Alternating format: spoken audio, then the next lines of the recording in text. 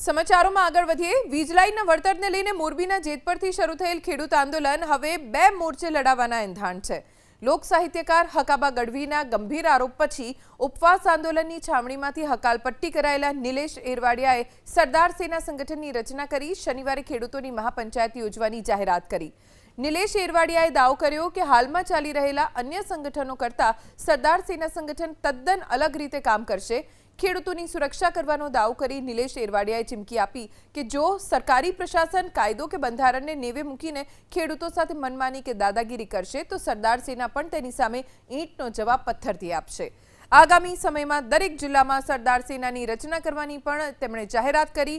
25 કરોડના આરોપો પર નિલેશ એરવાડિયાએ એક પણ રૂપિયો ન લીધો હોવાનું અને ભાજપના કેટલાક લોકો તેમની છબી ખરાબવાનો પ્રયાસ કરતા હોવાનો આરોપ લગાવ્યો।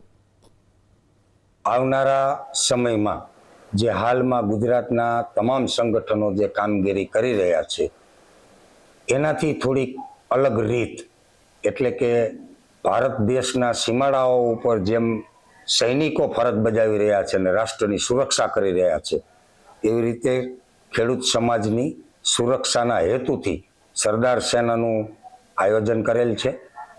સરદાર સેના દરેક જિલ્લામાં બનશે। શ્રી ગણેશ મોરબી જિલ્લાથી કરેલ છે।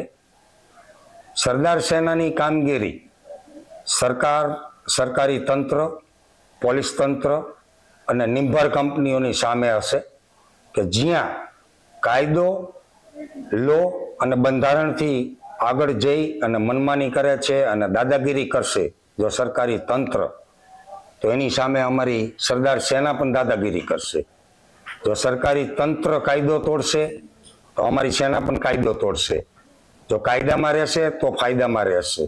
નવા અભિગમ સાથે, નવી ઉત્તેજના સાથે અને નવા લલકાર સાથે નવી સેના ઉતરી રહી છે।